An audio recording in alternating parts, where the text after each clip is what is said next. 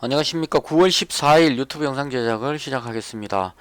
어제 방송을 상당히 힘들게 했습니다. 하다가 중간에 자꾸 에러가 나가지고 중간에 말문이 막혀갖고 생각하느라고 또 끊기고 뭐 이렇게 전화 오고 막 이렇게 해가지고 그건 방송 하나 올리는데 3시간 정도 걸렸던 것 같아요. 그래서 방송 끝나고 좀 생각을 많이 해봤습니다. 너무 길다는 생각이. 그래서 이제는 최대한 좀 짧게 하도록 노력을 해보겠습니다. 먼저 잔고부터 살펴보겠습니다. 실제로 이 잔고 얼마 이까지만 보시면 뭐 어느 정도는 그 영상 한 90%는 확인할 거 했죠. 724만원입니다. 저도 이게 상당히 궁금하거든요. 다른 투자하시는 분이 잔고가 얼마인지 이게 되게 궁금할 때가 많습니다. 오늘 724만원에서 플러스 10만원입니다. 그나마 하락을, 손실을 끊고 약간의 수익을 올려서 개인적으로 조금, 안정을 찾는 그런 날이었습니다. 그 다음 시장에 대한 생각입니다. 지난밤에 미정씨가 소비자 물가지수 발표를 앞두고 혼조세였다 이렇게 나와 있습니다. 그래서 이게 소비자 물가지수는 조금 중요할 수 있을 것 같아요. 이게 너무 높게 나오면 물가지수가 높으면 금리 인상 우려감 이렇게 해서 증시를 떨어뜨리는 역할을 하기 때문에 이 수치가 얼마나 나올지 여기에 대해서는 좀 지켜봐야 될 필요가 있겠다. 그래서 투자자들도 그런 관점으로 조금 확신이 없으니까요. 오락가락했다 이렇게 보시면 될 것 같아요. 그래서 다우지수는 올랐고 나스닥이 마이너스 0.07%. 그 다음 좀 긍정적이었던 것은 필라델피아 반도체 지수가 0.97% 상승했기 때문에 이게 이제 삼성전자 쪽에 약간 우호적인 그런 재료가 아니었나 싶습니다. 그래서 해외 증시 봤을 때 나스닥 지수는 지금 그동안 너무 많이 올라가지고 지금 빠지는 부분이 이익 실현 매물 이런 걸로 해서 좀 눌리는 느낌 받고요. 그 다음 다우지수는 빠졌다가 들어올렸는데 아직까지 이 빠진 부분을 다 회복하지를 못한 자리입니다. 그래서 조금 어정쩡한 자리. 그러니까 여기서 빠져서 밑으로 내려갈 수도 있는 그다음 들어올릴지 내릴지 애매하게 지금 판단하기 어려운 그런 위치에 오지 않았나 싶습니다. 그래서 오늘 저녁에 미정시를 좀 더 지켜봐야 되겠다. 이렇게 정리를 하면 될 것 같습니다. 그다음 국내 정시는 코스닥 지수는 어제 빠진 부분을 좀 더 만회를 했기 때문에 상당히 긍정적이었다 이렇게 생각이 들고요. 그 다음 코스피 지수도 상승 마감을 했습니다. 오늘 특징적이었던 게 외국인이 코스닥을 2천억 정도 매수했고요. 그래서 3천억 매수, 선물 6,400억 정도 매수해가지고 외국인이 상승 쪽으로 방향을 잡은 것 같은 생각이 듭니다. 그렇게 뭐 아주 큰 물량이 아니었기 때문에 코스닥은 좀 많이 매수했지만 그렇게 큰 물량이 아니었기 때문에 뭐 완전히 많이 들어왔다 이런 의미로 해석하기는 조금 이를 것 같습니다. 그렇지만 매수가 들어왔다는 점에서 긍정적이지 않을까 이렇게 생각이 됩니다. 그 다음 종목에 대한 부분인데요. 중기 투자는 그대로 가지고 있습니다. 서현하고 서현이와 가지고 있는데 이 종목은 윤석열 관련주 개념으로 생각도 좀 있고 그다음 자동차 관련주이기 때문에 최근에 자동차가 2차 전지를 중심으로 해서 자동차 관련주들이 대체로 괜찮아 보이길래 그래서 이제 잡은 거고요. 중기 관점으로 잡았습니다. 저는 윤석열 총장이 지지율 1위를 계속 유지해 가지고 야권의 후보로 갈 것 같은 생각이 들기 때문에 그래서 그런 관점으로 좀 길게 보는 관점으로 중기 투자에 가지고 있는 상태입니다. 그 다음 단기 투자는 어제 휴마시스하고 랩지노믹스 가지고 있었거든요. 보시면 진단키트 관련해서 코로나 확진자가 1497명이니까 1500명 정도 나왔죠. 오늘 발표된 게. 그리고 이제 내일이 확진자 숫자가 일주일 중에 가장 많이 나오는 날입니다. 수요일 날 발표되는 숫자 가장 많이 나오는 숫자인데 지금 분위기로 봤을 때는 뭐 되게 많이 나올 것 같지는 않지만 이게 보통 장 끝나고 나면 확 그냥 확진자가 숫자가 확 불어나는 경우가 많거든요. 그래서 제가 주위에서 보는 거는 인천이 지금 확진자 숫자가 100명대를 계속 넘기고 있다는 이 부분. 이쪽이 조금 염려스러운 부분입니다. 그래서 이런 관점으로 잡았습니다. 휴마시스하고 랩지노믹스. 근데 휴마시스가 상대적으로 오늘 힘이 없는 것 같았어요. 그래서 너무 빌빌거리길래 분봉으로 보시면 여기서 시작했는데요. 하루 종일 딱 횡보시켰습니다. 100원 올라갔다가 50원 올라갔다가 50원 빠졌다가 다시 또 본전했다 이런 식으로 해서 하루 종일 그냥 쫙 일자로 횡보시키는, 이렇게 만들기도 쉽지 않은데요. 그래서 이렇게 횡보시켰다 이렇게 보시면 될 것 같고, 근데 이 랩지노믹스는 오늘 조금 강해 보였습니다. 아침에 쫙 끌어올리다가 눌리고 나서 다시 한번 더 끌어올리는 이런 현상이 나왔거든요. 그래서 이 부분이 랩지노믹스가 조금 더 좋아 보여서 휴마시스를 다 정리해버리고 랩지노믹스를 200만원을 남겨놓은 상태입니다. 원래 300만원 가지고 있었는데 100만원은 중간에 정리를 하고 현재 200만원 가지고 있는 상태고요. 그 다음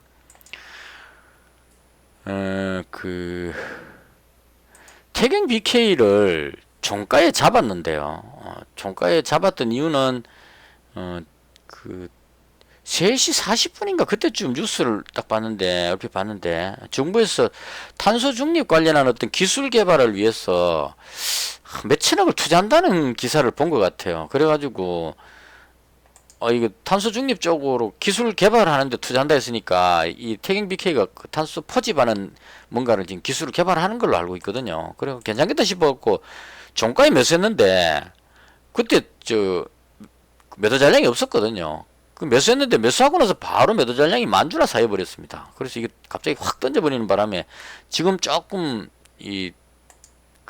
자신이 없는 상태입니다. 잡긴 했는데 시간에서도 지금 약간 빠지고 있죠. 그래서 좀 심각한 건 아닌데, 제가 봤을 때 잡은 이유는 지수가 하락이 멈춰지고 돌아선다면 탄소 중립 쪽에도 뭔가 하나 잡을 필요가 있지 않겠느냐 이런 생각이 들어서 이 태경 BK는 제가 여기서 잡았다가 여기서 한번 팔았는 적이 있기 때문에 그런 느낌으로 그냥 잡았습니다. 여기서도 한번 잡았다가 여기서 팔고 지금 빠졌었거든요. 많이는 못 먹었지만 일단 정리했었고요. 지금 여기서 또 한번 잡아봤습니다. 그래서 태경 BK를 종가에 200만원치 잡았고요. 그 다음 중기 투자에 서현하고 서현이화 가지고 있는데 단기 투자에 또 서현이화를 200만원을 더 잡았습니다. 요거 잡았던 이유는 일단 자동차 관련주들이 오늘 현대차도 조금 상승하는 느낌이었고요. 자동차 관련주들이 2차 전지를 중심으로 해서 요즘 조금 괜찮아 보이는 것 같았습니다. 종목들이 강하게 올라가는 흐름이 나오죠. 근데 2차 전지 쪽은 제가 이미 너무 많이 올라 버려가지고 대장격 되는 종목이, 그래서 어느 쪽이 좋을지 몰라서 이건 포기를 했고, 수소차도 또 조금 들어올리는 느낌이 나오죠. 그래서 자동차주 관련주가 전반적으로 지금 괜찮아 보이는 느낌이 듭니다. 정확한 이유는 모르겠지만, 그래서 서현하고 서현이화가 자동차 관련주이기 때문에, 자동차 부품주이기 때문에 그런 관점으로 중기로 가지고 있는데 단기 투자에도 200만원을 더 잡았습니다. 그래서 일단 자동차 관련주로 잡았는데 이 종목이 또 윤석열 관련주로 지금 분류가 되거든요. 그래서 그런 관점으로 200만원 추가로 잡아서 현재 단기 투자가 서현이와 랩지노믹스, 태경 BK 각 200만원씩 이렇게 가지고 있는 상태입니다. 여기까지가 제가 할 내용이었고요. 그 다음 이제 뒷부분 또 정치 관련한 이야기이기 때문에 정치 관련한 이야기가 별로 들으면 별로 안 좋으신 분들은 여기까지 하시고 방송을 끄시면 되겠습니다. 제가 할 건 다 했고요. 뒷부분의 정치 이야기, 이 부분은 왜냐하면 지지 성향에 따라서 들으면 이게 상당히 다르게 들리기 때문에 그래요. 저는 안철수 대표 지지자이기 때문에 어느 쪽이든 관계가 없습니다. 바꿔 말하면 어느 쪽도 안 좋아합니다. 그러니까 여당 후보도 안 좋아하고 야당 후보도 안 좋아합니다. 때에 따라서는 투표를 안 하고 싶을 정도로 가면 저는 안철수 대표를 찍을 거니까 출마한다면. 그래서 그런 관점을 하기 때문에 현재 하고 있는, 근데 대신 안철수 테마주는 안 사죠. 왜냐하면 안철수 후보가 대통령 될 가능성이 거의 없어 보이기 때문에 안철수 테마주는 안 삽니다. 지금 안 사고 이게 이 말씀 드린 이유는 제가 정치 테마주를 매매하는 할 때에 관심사는 이 종목이 올라갈지 내려갈지 여기에 맞췄습니다. 이 사람이 대통령이 됐으면 하는 기대감은 하나도 없습니다. 다 안 됐으면 좋겠습니다. 안철수 대표가 됐으면 좋겠습니다. 저는 그래서 그런 정치적인 관점에 누구를 지지하는, 나는 어떤 성향의 진보냐 보수냐 이런 관점이 전혀 없이 매매를 하고 있기 때문에 제가 말씀드리는 거는 그런 중립적인 관점으로 말씀드린다는 것을 이해를 좀 해주시면 좋겠습니다. 근데 제가 지금 윤석열 관련주를 가지고 있기 때문에 이 종목에 대해서 제가 이 종목을 가지고 있는 의미를 설명하게 되면 왜 윤석열을 지지하느냐가 돼버리게 된다는 얘기입니다. 지지로 보게 되면. 실제로 제가 이 종목을 가진 것은 윤석열 전 총장이 지지율이 올라가서 이 종목이 올라갈 것 같았어라는 관점으로 들어가는 거지. 윤석열 전 총장이 지지율이 올라갔고 대통령이 됐으면 하는 관점은 하나도 없다는 겁니다. 제가 그래서 그런 관점으로 잡기 때문에 정치적인 부분을 해석을 하지 말고 그냥 그 투자자 입장으로 수익성 관점으로 봐주시면 좋겠습니다. 본론으로 들어갔어요. 제가 그 최근 들어와서 조금 그 구독자분들 댓글 보면 그게 아닌 것 같은데라는 느낌을 많이 가지시는 것 같아요. 그러니까 홍준표 아니면 이재명 쪽으로 가야 되지 지금 왜 윤석열 지금 곧 구속될 것 같은 이런 사람 종목을 사느냐 이런 쪽으로 보시는 분이 오히려 많은 것 같은데요. 그 많이 안 빠지죠 생각보다. 그러니까 제가 이날쯤 이날인가 매수했던 것 같은데요. 여기 매수한 것 같습니다. 여기 매수했는데 서현하고 서현이하를 매수하는 날이 이날이었습니다. 이게 날 시간 외에 빠질 때 잡았습니다. 제가 이때였나? 이때 시간에 맞네요. 이날 서현으로 치자면 이날입니다. 이날 시간 외에 빠지고 있을 때 서현이하도 마찬가지죠. 서현이하도 이날입니다. 이날 시간에 빠지고 있었기 때문에 시간에 하락하고 있을 때 잡았거든요. 이 종목은 시간에 하락이 거의 없었습니다. 이때 잡았기 때문에 잡고 나서 이게 많이는 안 빠졌습니다. 애니능률은 오히려 그때보다 지금 들어올리고 있는 상태죠. 그래서 이렇게 됐던 이유가 그 고발 사주 관련한 뉴스 때문에 지금 영향을 좀 받는 것 같거든요. 그래서 그 부분은 제가 생각하기에 고발 사주 부분은 지금 오늘 뉴스까지 들어보고 제가 느낀 건데 손준성 검사라는 사람하고 김웅 의원하고 뭔가를 주고받은 건 사실인 것 같아요.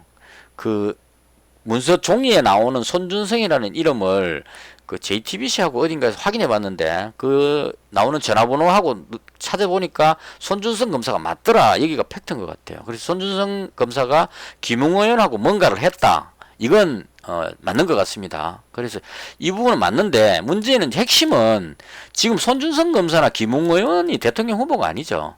윤석열 총장이 손준성 검사한테 이걸 시켜갖고 사주를 했느냐 이게 핵심입니다.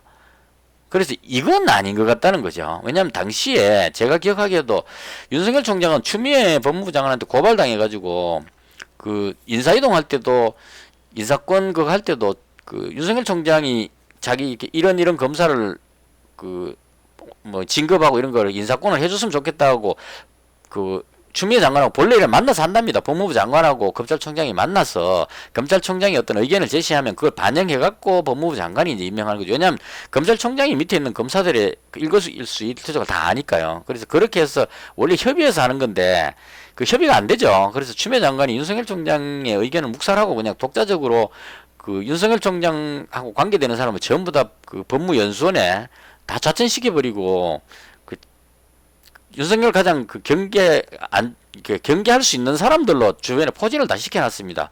그래서 이렇게 둘러싸여서 막혀 있는데 여기서 그 아무리 친분 있는 검사를 하더라도 무슨 그 전쟁 치다가 밀사 뭐 특사 보내는 것도 아니고 그것도 또 그 상식적으로 봐도 그 당시 때 바른미래당이 윤석열 총장하고 관계가 전혀 없습니다.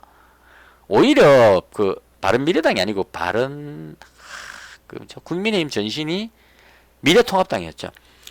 오히려 미래통합당의 그 태극기 부대 이런 쪽에 있는 사람들 그 당시 여론이 뭐였냐면 윤석열은 박근혜 대통령을 구속시킨 아주 나쁜 검사다 이렇게 찍혀 있었습니다. 지금도 아직까지 그렇게 이야기하는 사람이 있죠.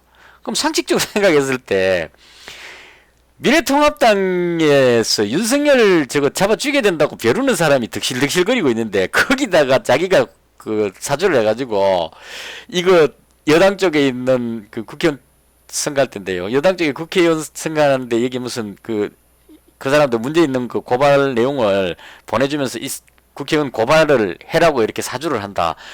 그 죽으려고 환장하지 않은 이상 그 불가능하죠.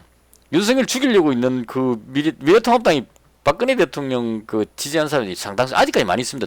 태극기 부대가 그 당에다가 윤석열 총장이 원수로 생각하고 있는 윤석열 총장인데 그걸 고발 사주를 해가 문서를 보낸다. 그럼 그거 가지고 그 사람들이 윤석열이 나쁜 놈이다 하고 바로 잡아줘 버리겠죠. 이건 그 상식적으로 있을 수 없는 일입니다. 그리고 윤석열 총장이 제가 봤을 때 그렇게 하고 얻는 게 아무것도 없죠. 아니 그 당시 때 국회의원 선거하는데 여당 국회의원을 떨어뜨리는 거하고 윤석열 전 총장 그 당시 때 추미애 장관한테 고발당해갖고 사면초가 돼 있는 그 당시 때 상황하고 그 무슨 의미가 있는지 모르겠어요. 여당 의원을 떨어뜨리면 검찰총장이 뭐 살아납니까? 아니잖아요. 아무 관계 없는데 국회의원인데 아무 관계 없는데 그걸 여당 국회의원을 떨어뜨리기 위해서 사주를 했다. 이건 상식선을 완전히 벗어나는 겁니다. 그래서 제가 봤을 때 손준성 검사하고 김웅 의원이 뭔가 한 것 같긴 합니다. 왜 했냐고 추측할 수 있냐면 김웅 의원이 그 미래통합당 국회의원이 아니었거든요. 조성은 씨도 마찬가지고 고발 찔렀는 조성은 씨도 마찬가지고 그냥 그 미래통합당 거기에 한 자리 국회의원 한 자리 얻기 위해서 막 애를 쓰고 있는 그런 사람이었다는 얘기죠. 그래서 정치를 더럽게 배워가지고 이런 꽁수를 해가지고 뭔가 업적을 하나 남겨갖고 국회의원이 되려고 공천받아가 국회의원 하려고 그래서 뭔가를 했던 것 같아요. 그래서 김웅 의원이 국회의원이 됐는지는 모르겠습니다만은 일단 그런 관점으로 했기 때문에 제가 봤을 때 이 사건은 김웅하고 손준성하고 그 고발했는 조성은하고 이 사람들이 뭔가를 작당히 했던 일이 아닌가 싶습니다. 나중에 진짜 이거 조사해보면 최종 범인은 김웅을 중심으로 한 이 그 손준성, 김웅 이 사람 쪽에서 그 문제가 나올 것 같아요. 근데 이렇게 해갖고 작당했는 거를 조성은 씨도 그걸 알았을 겁니다. 충분히 왜 이렇게 만들어졌는지를 자기도 그때 비슷한 나이에 그러니까 항상 조성은 씨가 기자회견 할 때 보면 김웅 의원한테 미안하다는 이야기를 지금 계속하고 있거든요. 같이 막 모의를 해가지고 작당을 실컷 했는데 이걸 내가 갖다 줄게 하고 들고 갔다가 이걸 가지고 거꾸로 찔러보는 거죠. 이건 진짜 이건 인간으로서 살 짓이 아니죠. 그냥 우연히 뭐 그걸 접했다거나 아니면 남들이 하는 거를 옆에서 보고 이건 정의감에 불타서 한다. 이게 공익 제보죠. 근데 이건 그게 아니죠. 같은 쪽에서 뭔가 막 하다가 이걸 김웅 의원이 이쪽에다 전달해 주라고 줬는데 그거 들고 가다가 반대쪽에 갖다 줘버린 겁니다. 이건 그러니까 저 김웅 의원한테 미안하다는 얘기를 하는 거죠. 그래서 팩트로 봤을 때 이 사건은 그렇게 해서 그 검찰에서 조사를 다 하더라도 윤석열 총장이 지시했다는 부분은 안 나올 겁니다. 그거는 그렇게 했을 리가 없기 때문에 김웅 의원이 미래통합당에다가 뭔가를 정보를 준다는 것은 그 당시 때 미래통합당은 그 여론이 그 윤석열이 박근혜를 구속시킨 검사라고 됐기 때문에 그 역적으로 몰리던 사람입니다. 그래서 그렇게 한다는 것은 상식에서 벗어나는 행위였다 이렇게 생각을 합니다. 그래서 그건 아닌 것 같고 일단 이렇게 해서 프레임 씌워가지고 손준성, 김웅 이 사건을 팩트로 만들어낸 다음에 그 다음 이제 뉴스에 나올 때 또 그렇게 나오죠. 손준성하고 윤석열은 되게 친한 사이다. 이것도 뉴스에 계속 흘립니다. 그러면 이제 이 두 개를 합쳐서 보면 윤석열이 친한 손준성한테 시켜가지고 김웅한테로 해서 고발 사주를 했다. 이게 이제 연결이 됩니다. 쭉. 이 이제 생태탕집 아들이 계단에서 걸어 내려오는데 흰색 구두 억수로 비싼 페라가모 구두 신은 사람이 있었는데 나중에 보니까 10년 지나서 보니까 그게 서울시장 후보였더라 이렇게 되는 겁니다. 근데 이게 이제 다 연결해서 말 안 하죠. 오래돼서 기억은 잘 안 나는데 그때 페라가모 신었던 그 사람을 봤다 이렇게 이야기하는 겁니다. 그러고 나서 다른 쪽에서 이제 그 오세훈 후보가 페르가모 그 흰색 구두를 신은 사진을 띄워가지고 오세훈 시장은 이런 구두를 신고 이런 모습으로 있었다를 이제 또 흘립니다. 그럼 이 두 개를 합치면 생태탕집 아들이 이야기한 그거하고 이게 연결이 됩니다. 근데 생태탕집 아들은 거짓말은 아니죠. 확인할 수 없는 겁니다. 그 식당에 있다가 흰색 구두 신은 사람 누군가 봤다 이렇게 하는데 이게 오세훈 시장이라고 말은 안 했기 때문에 그죠? 그런 사람을 봤다. 이게 이제 여론의 힘입니다. 이게 드루킹의 힘입니다. 이게. 그래서 이런 관점으로 봤을 때 이건 윤석열 총장을 뭐 구속시키거나 후보 탈락시킬 수 있는 사건은 아니다. 이게 1차적인 거고요. 그 다음 조성은 씨가 제보하는 것까지는 좋았는데 박지원 국정원장이 지금 등장해버려가지고 이상하게 돼버렸습니다. 지금 조성은 씨 지금 오늘 제가 본 뉴스 보면 회사를 운영하는 것 같아요. 뭔가 잡채를. 근데 직원들 이야기를 이제 쭉 조사해보니까 직원들한테 임금 체불되어 있는 상태에 그 다음에 그 세금 못 내갖고 연체가 되고 있는 그런 상황인데 억수로 힘들어 보이죠. 근데 살고 있는 집이 아주 고와 좋은 집에 살고 있으면서 그 1억대인가 뭐 외제차를 타고 있다 이렇게 이제 돼버린 겁니다. 그래서 직원 월급도 못 주고 연체돼 있는데 그 돈 어디서 나서 외제차를 타고 있느냐가 돼버리는 겁니다. 그럼 그 사람의 제보했는 사람의 신빙성이 상당히 그 의문이 생기죠. 그 돈도 하나도 없다 그러면서 이 좋은 걸 어디서 받았느냐 했는데 여기서 이제 또 하나 더 갖다 붙죠. 이것도 이제 아까 그 반대 논리로 작용하는 겁니다. 박지원 원장하고 그 호텔에서 30만 원짜리 식사를 했다. 이렇게 이제 연결해 버리니까 이 두 개는 따로의 팩트죠. 박지원 원장하고 30만 원짜리 식사를 한 게 팩트고 그다음 이 사람이 그 연체가 되고 월급도 못 주고 있는데 좋은 집에 살고 있으면서 외제차를 타고 있다도 팩트죠. 근데 이렇게 이야기해버리고 나면 두 개가 합쳐져 가지고 박지원 원장한테 뭔가를 해갖고 연결돼서 이 영향을 받았는 거 아닌가, 혜택을 받은 것이 아닌가로 돼버리는 겁니다. 이런 식으로 이제 정치를 한다는 얘기입니다. 이 정치하는 사람들이. 그래서 결론적으로 말씀드리면 이놈이나 이놈은 똑같습니다. 그러니까 믿고 싶은 건 믿습니다. 그 저쪽 편에 진보 쪽에 더불어민주당 쪽 지지하는 사람은 윤석열이 그랬네로 이제 해석을 하는 겁니다. 자동으로. 그쪽의 이야기만 듣습니다. 제가 지금 하고 있는 이 이야기도 똑같은 말을 양쪽을 비슷하게 말했는데 들으신 분 중에 지지 성향에 따라 가지고 윤석열이 그렇게 했네 쪽으로 또 들리는 사람이 있고 박지원이 그렇게 그쪽으로 했네로 들리는 사람이 있다는 얘기입니다. 제가 둘 다를 이야기했는데 그래서 이거 말씀드릴 핵심은 저는 둘 쪽 다 아니기 때문에요. 두 개가 충돌되면 이 부분 퉁쳐갖고 의미가 없어져 버린다는 얘기입니다. 양쪽 다 지지자들은 자기 믿고 싶은 것만 믿기 때문에 지지율에 큰 영향을 안 준다 이런 얘기입니다. 그래서 지금 이제 우리가 봐야 될 것은 그 사실이냐 아니냐는 의미가 없어져 버린 겁니다. 손준성 검사하고 김웅이 주고받은 이 문서가 진짜냐 아니냐 하는 건 이제 의미가 없다는 얘기예요. 이건 진짜로 되든 아니든 간에 의미가 전혀 없어져 버린 거고요. 물론 약간의 출렁거림이 있을지 몰라도 그게 윤석열 총장이 시켰다는 부분이 안 나오게 되면 의미가 없어져 버리는 겁니다. 왜냐하면 박지원 국정원장이 등장해버렸기 때문에 정치적으로 뭐 했네 이렇게 해석해버리기 때문에 사람들이 그게 반응을 하질 않습니다. 그래서 그렇게 봤을 때 이제 남은 것은 지지율만 남았다 이렇게 봅니다. 그래서 이제부터는 지지율도 그거 있죠. 왜 야당 후보 중에 누구 이거는 안 맞습니다. 이거 하면 지금 홍준표 의원이 전라도 쪽에서 지지율이 너무 높게 나옵니다. 압도적으로 나옵니다. 이건 아예 그냥 그쪽 사람들이 서로 막 정보 주고받아가지고 혹시 전화 받거든 무조건 홍준표 찍으라고 지금 완전히 막 단결하고 있는 느낌 정도를 줍니다. 그냥 아무 생각 없는 상태에서 전화 받아갖고 하면 저 정도로 높게는 안 나오거든요. 홍준표 의원이 무슨 진보의 어떤 뭐 영웅도 아니고 이건 조금 이제 아예 작정하고 윤석열을 떨어뜨리는 길은 홍준표를 끌어올리는 것이다 이렇게 목숨 걸고 하는 것 같아요. 제가 보기에는. 그래서 그런 관점으로 봤을 때 야당 후보 중에 누구 이 지지율은 의미가 없고요. 전체 후보 중에 지지율이 누가 높으냐 여기를 보는 게 맞을 것 같습니다.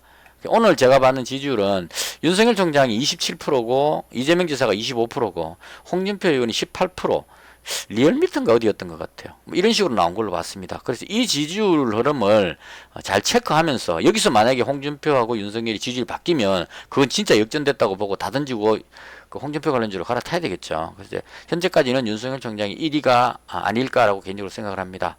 그래서 오늘 종목 보시면 윤석열 총장 관련주도 안 빠지고 어느 정도 자리를 지켰습니다. 상승 흐름이 나왔죠. 많이는 아니지만 상대적으로 여기까지가 윤석열 총장 관련인데요. 그다음 홍준표 관련주도 안 빠지고 자리를 지켰습니다. 물론 일부 종목이 하락하긴 했지만 그래서 이런 관점으로 봤을 때 홍준표냐 윤석열이냐 하는 부분에서 투자자들이 확신을 못 가지고 있다 이렇게 보는 게 맞을 것 같습니다. 그래서 요거는 이제 다음 지지율 조사 나오는 거 봐가면서 대응하면 될 것 같고요. 이제는 야권 후보 중에 지지율이 역전됐다 이 말은 사람들이 다 인식이 좀 바뀝니다. 너무 저쪽에서 일방적으로 밀어주기 때문에 이거는 역선택이다 이렇게 돼버리기 때문에 그거는 정확치가 않을 거예요 아마. 그리고 상대적으로 지금 이재명 지사 관련주가 지금 좀 밀리고 있다는 건 조금 의아합니다. 그리고 이낙연 대표 관련주도 덩달아서 같이 밀립니다. 그래서 이건 아마도 정권 교체 이 부분에 힘이 조금 더 강하지 않을까. 그래서 야당 쪽에 누군가 한 사람 쪽으로 직결이 되고 나면 여당 후보가 좀 밀리는 것이 아닌가 쪽으로 해석하는 것 같아요. 지금 강력하게 못 올라가는 걸로 봐서. 그래서 무슨 말이냐면 윤석열 쪽으로 야당 후보가 되든지 홍준표가 야당 후보가 되든지 어느 쪽으로 되고 나면 여당 후보가 누가 되든지 간에 그쪽을 이길 수 있다는 쪽으로 해석을 하는 것 같아요. 지금 흐름이 여러 가지로 봤을 때. 그래서 그런 관점으로 해서 움직이고 있다. 이 정도로 정리하면 될 것 같습니다. 이건 근데 너무 가변적입니다. 지지율 하나 나올 때마다 바뀌고 또 지금 고발 사주 이것도 엑스파일의 일부분일 겁니다. 처음에 줄리부터 등장했던 게 이제 엑스파일의 내용인데 처음 엑스파일 이야기했던 그 사람이 윤석열 잡기 위해서 만들어진 그 문서 이야기했던 사람이 내용이 아주 많았다고 얘기를 하거든요. 그래서 하나하나씩 지금 실행을 하는 것 같아요. 그래서 뭐 회장하고 골프 쳤는 이야기부터 해서 줄리 쪽 이야기도 나오고 그 이제 고발 사주도 나왔습니다. 근데 이거만 끝난 게 아니고 또 뭔가 또 나올 겁니다. 지금 이거 오랫동안 준비해 놨던 것 같아요. 윤석열 총장 그 대권 출마하는 쪽으로 나오고 나서부터 저쪽에서 준비를 한 것이 아닌가 싶고, 그래서 그런 뉴스가 나올 때마다 이 부분은 출렁거릴 것 같다, 그런 생각이 듭니다. 그래서 이거 상당히 위험하니까 너무 무리하지 말고 이거는 그 대응을 하시는 게 좋을 것 같습니다. 대충 이렇게 해서 오늘 제가 봤던 시장에 대한 설명을 모두 마치겠습니다. 시청해 주셔서 대단히 감사합니다. 마치겠습니다.